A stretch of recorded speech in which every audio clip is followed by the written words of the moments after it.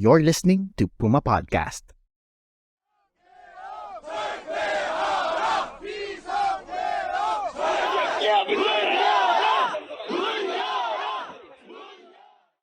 I have covered domestic politics for, I think, almost 8, 9 years now. So I'm familiar with Korean politics, but the martial law is beyond imagination. 2 months ago, on December 3, 2024, South Korean President Yoon Suk Yeol took his country and the rest of the world by surprise when he declared martial law. He was the first president to do so in 4 decades, plunging his country into chaos. And while martial law itself lasted only a few hours, the political turmoil he unleashed is still unfolding. In the Philippines, many watched scenes of unrest, of streets filled with protesters, and of a grasping leader brought to heel with familiarity. South Korean political reporter Jikyung tells us what those hours under martial law were like, what has happened since, and how she views the state of democracy in her country today. I couldn't imagine that I have to see this is happening in my country. It happened in 70s or 80s. Nobody could expect that our president would do that. The whole image and all the progress that we have tried through many years has collapsed because of a very weird president. That's what I feel very sorry. I'm Bella Perez Rubio, and you're listening to Teka Teka, powered by Puma Podcast. My name is Jikyung, and very nice to meet you. I work for MBC, which is one of the biggest broadcasting companies in Korea, and I'm covering political news for now. MBC stands for Munhwa Broadcasting Corporation, a decades-old leading broadcaster where Jikyung is a deputy editor, writer, and anchor. She returned to MBC in 2024 after completing her fellowship at Harvard University's Nieman Foundation for Journalism. So can you take us back to that day when former President Yoon declared martial law and, the hours after that? What was it like to be there and to cover that? Yeah, I cannot forget the first day that martial law was declared on December 3rd. On that day, I had dinner with some fellow political journalists, and I was in a taxi on my way home when the news broke. I was so shocked, and I even almost screamed out loud in the taxi. I took that very taxi to my company from the moment and had to stay overnight for several days after that moment. I think almost all the Koreans were as shocked as I was. Since martial law is only declared in a state of national emergency, like a war. So some people said that they were worried when they watched the news, asking themselves, is there a war with North Korea? But actually, it was a very peaceful weekday evening. So many others actually thought that it must be a fake video made by AI. That's what many Koreans told me after that night. Despite their shock, Koreans were quick to respond.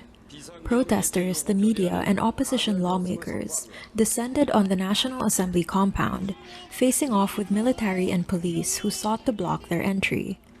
Incredible footage quickly circulated online. The leader of the Democratic Party of Korea live-streamed himself climbing over the wall of the National Assembly compound. A spokeswoman for the same opposition party faced off with a soldier, taking his gun in hand and pushing it away. You can hear her repeatedly ask troops, "Have you no shame?" Eventually, lawmakers forced their way into the compound. They voted down martial law within hours of its declaration. South Korean law required President Yoon to comply immediately.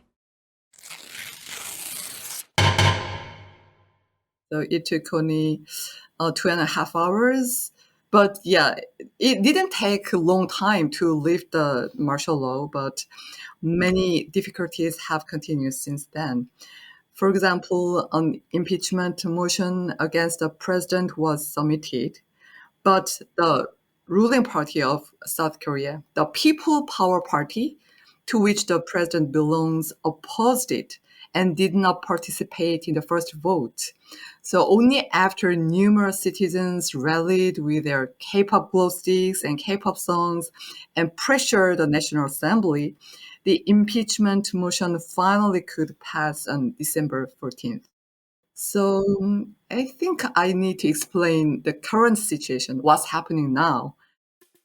So there are two most important issues, and the first one is impeachment trial, and the second one is the investigation. And the trial is underway at the Constitutional Court for the impeachment of our president. And four trials has been conducted so far. And many expect that the verdict will be announced by March. And at the same time, investigations are underway into those responsible for enacting martial law, including our president and former defense minister. And South Korea's prosecutors indicted President Yoon on Sunday on charges of leading an insurrection with martial law. Actually, this investigation part is more serious because President Yoon continued to refuse to cooperate with the investigation while questioning the authority and fairness of the investigative agencies. So even when an arrestment warrant was issued for not responding to the investigations, the Presidential Security Service blocked the investigators. So yeah, they have to try several times to arrest our president.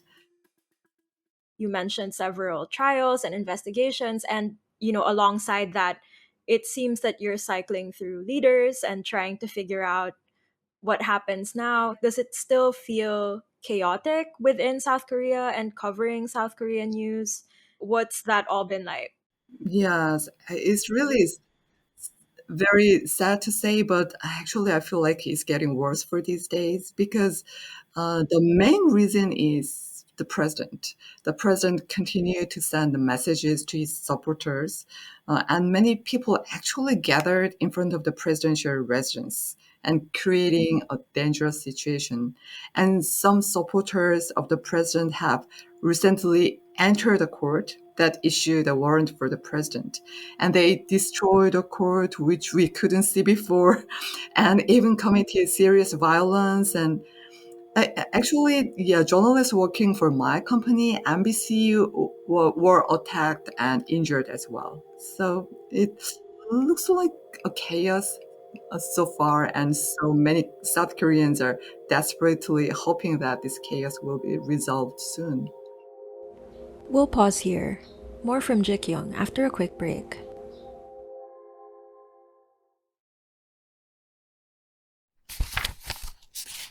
I think the real problem is polarization in South Korea.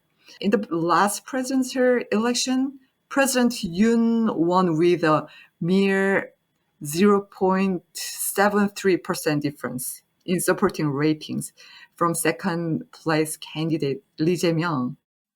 That's the leader of the Democratic Party of South Korea, the lawmaker who live-streamed himself, climbing over the wall to enter the National Assembly compound. So rather than communicating and cooperating with each other, the two extreme sides have been engaged in a relationship of mature criticism and judicial and political retaliation. So there is a sentiment among supporters of the Conservative Party that they cannot vote for Democratic Party candidate, even though President Yoon declared martial law.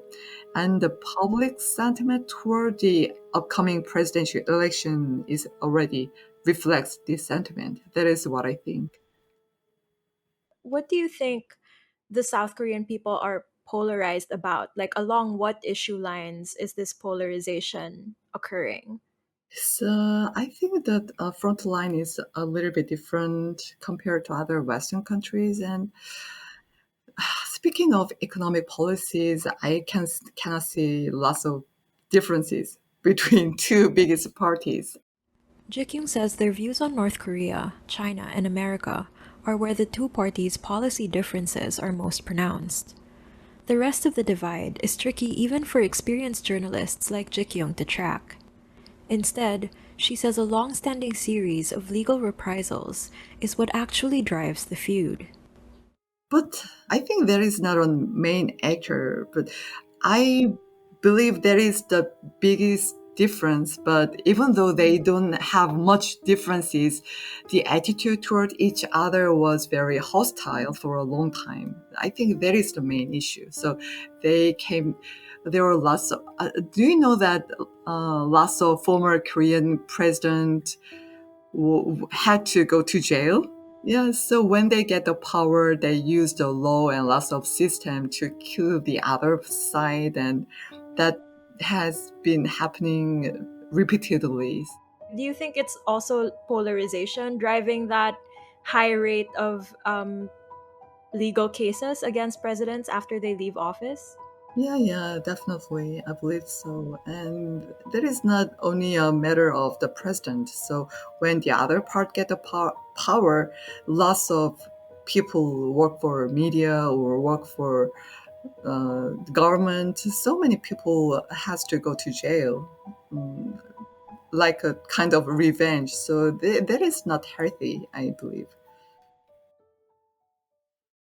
And it's interesting also that we're zooming in on polarization when one of the things that I think the world took notice of is how quickly South Koreans gathered together to say no to this attempt to declare martial law.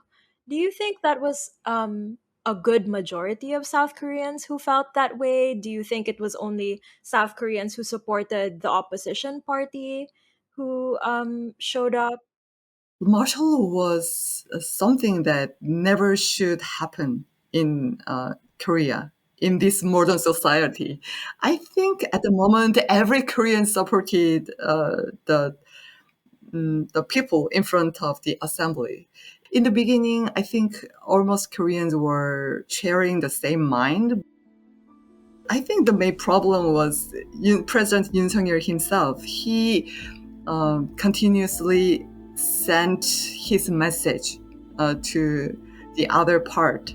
So I'm here and I'm struggling to find my justice and to keep my freedom and keep my free market, whatever. And actually, it works. So he didn't answer to the investigators, and he just sent it. He just sent his message to the supporters, and as time goes by, it started to work, and the supporters of the Conservative Party started to gather in front of the presidential residence, and yeah, the chaos became bigger and bigger after that. Do you remember the group that attacked the Capitol in the USA?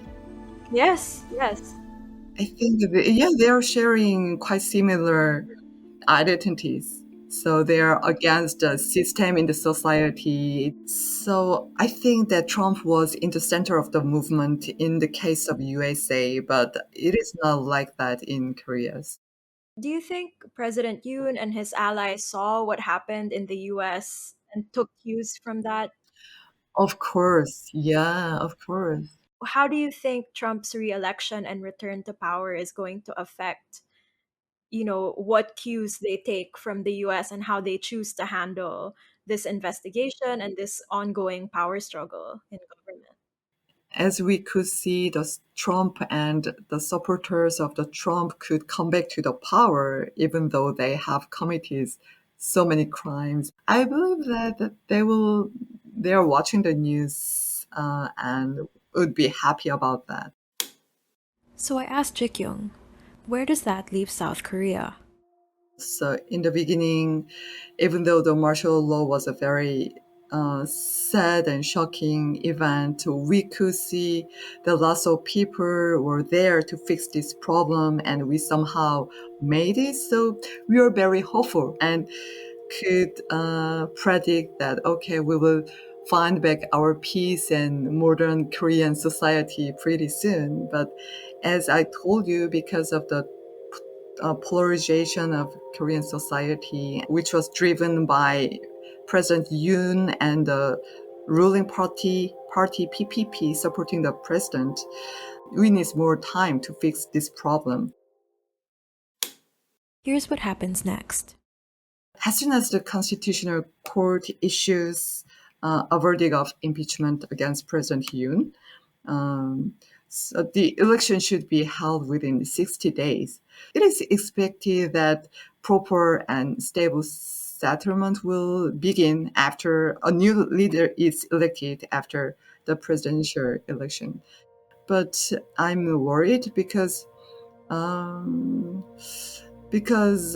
President Yoon and the ruling party are continuing to make statements and take actions that seem to incite or foreshadow dissatisfaction rather than accepting these investigations and the trial process.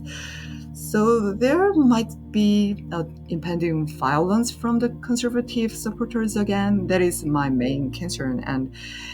And another concern is if the presidential election is again decided by a only small margin, the nearly half of the people would easily accept the result.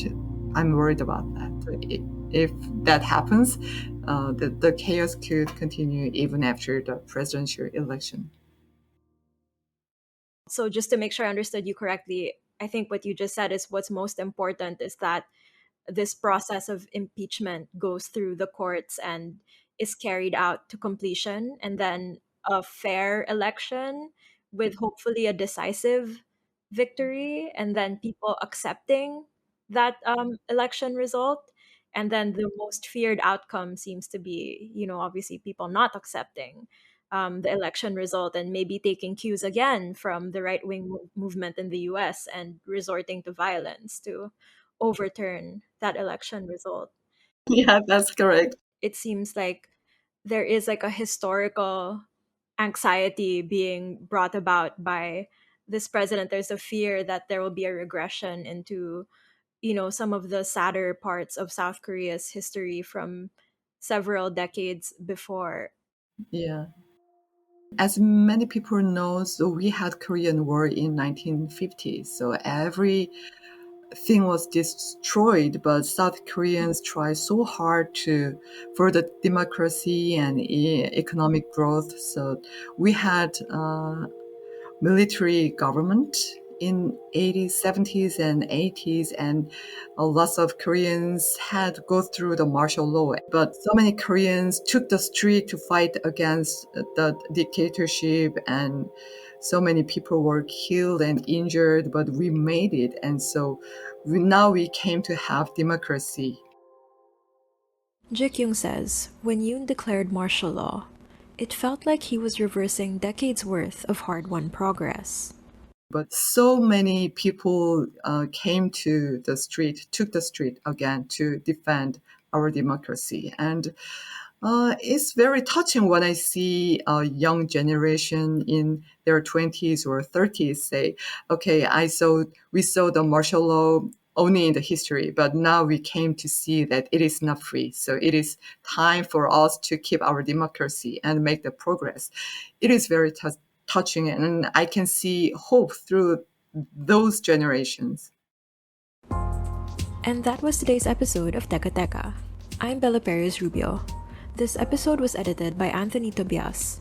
If you enjoyed it, why not share it with a friend or two? And subscribe to us wherever you get your podcasts if you haven't already. Thanks for listening.